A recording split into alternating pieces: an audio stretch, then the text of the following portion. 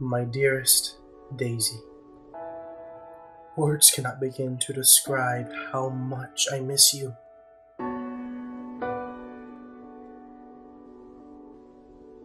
Your company brings me peace in ways undefinable. Since my departure, I have thought of you every moment. I see your eyes in the sun, your smile in the pools.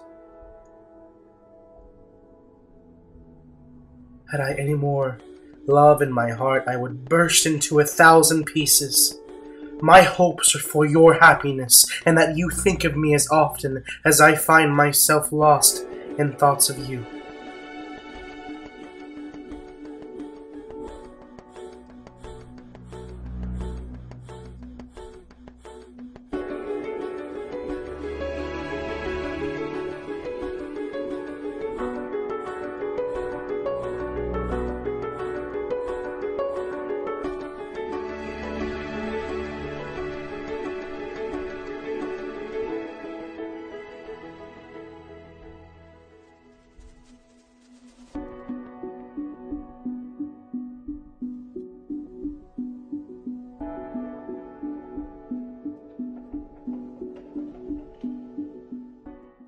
A breeze blew through the room, blew curtains in at one end and out the other like pale flags, twisting them upward to the frosted wedding cake of the ceiling, and then rippled over the wine-colored rug, making a shadow on it, as wind does on the sea.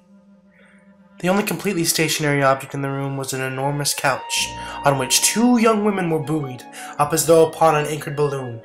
They were both in white, and their dresses were rippling and fluttering as if they had just been blown back in after a short flight around the house. I must have stood there for a few moments listening to the whip and snap of the curtains and the groan of a picture on the wall. Then there was a boom as Tom Buchanan shut the rear windows, and the caught wind died out of the room, and the curtains and the rugs and the 2 young women ballooned slowly to the floor. I have been drunk just twice in my life, and the second time was that afternoon, so everything that happened has a dim, hazy cast over it, although until after 8 o'clock the apartment was full of cheerful sun. Sitting on Tom's lap, Mrs. Wilson called up several people on the telephone. Then there were no cigarettes, and I went out to buy some at the drugstore corner. But when I came back they had disappeared, so I sat down discreetly in the living room and read a chapter of Simon Called Peter. Either it was terrible stuff or the whiskey distorted things, because it didn't make no sense to me.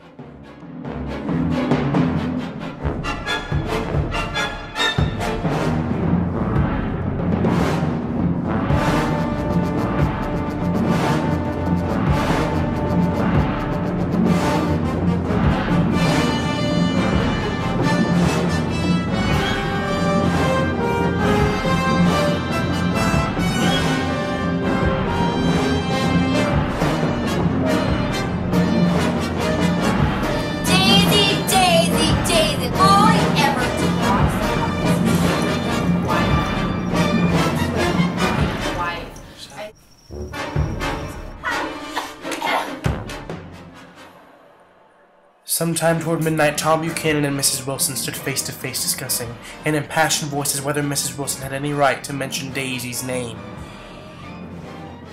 Making a short death movement, Tom Buchanan broke her nose with his open hand.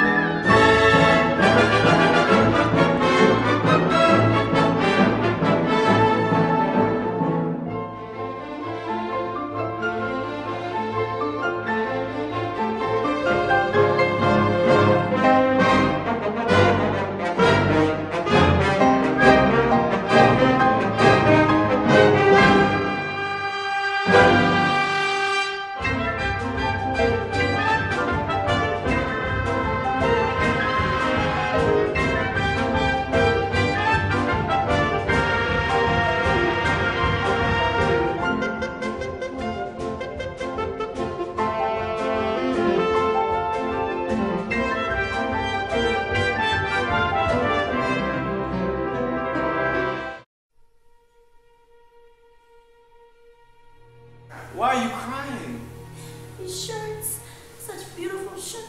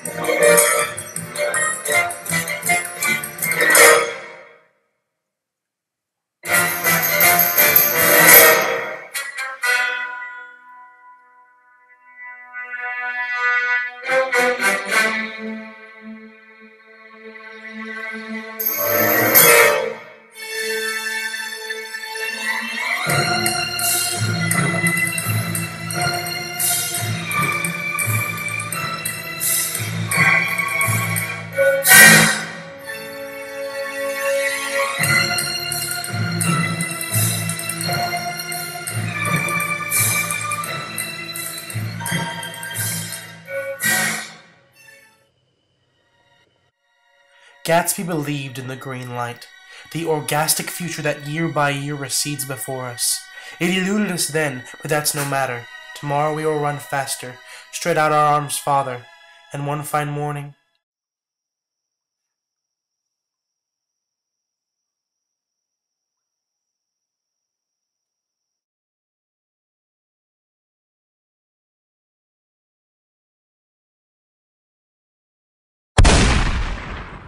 If that was true, he must have felt that he had lost the warm world, paid a high price for living too long with a single dream. He must have looked up at an unfamiliar sky through frightening leaves and shivered as he found what a grotesque thing a rose is, and how raw the sunlight was upon the scarcely created grass. A new world, material without being real, where poor ghosts breathing dreams like air drifted fortuitously about, like that ashen, fantastic figure gliding toward him through the amorphous trees.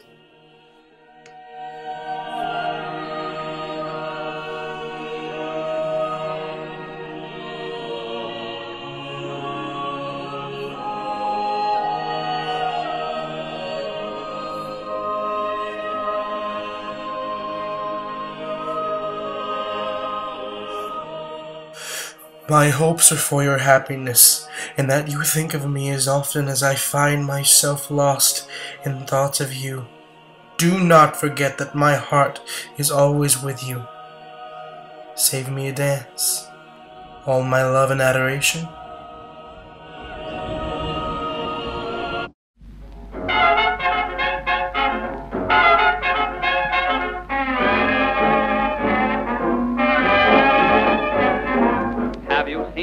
Well-to-do upon Lenox Avenue, on that famous thoroughfare, with their noses in the air, high hats and colored collars, white spats and $15, spending every dime for a wonderful time. If you're blue and you don't know where to go to, why don't you go where Harlem lives, putting on the Ritz.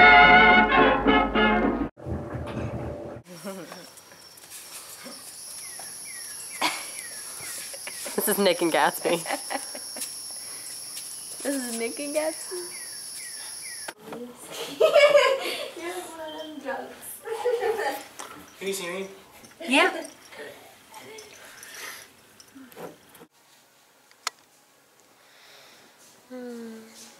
Look at the thing. Look at the thing. Where? What thing? What thing? Where? Park reverse, neutral, driving low. Where? Please don't filter. Please don't filter. This carpet is not washable. Get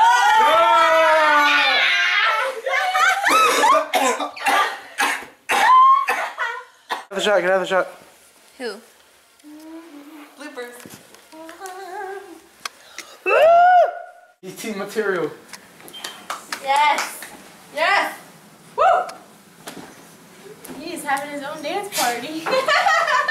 Keep going, Brad. Go! Woo! Kaleb, get in there. Kaleb, get in there. Get in there. Get in there.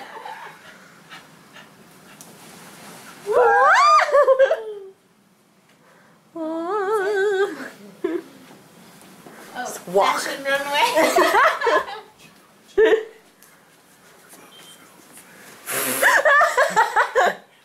Okay.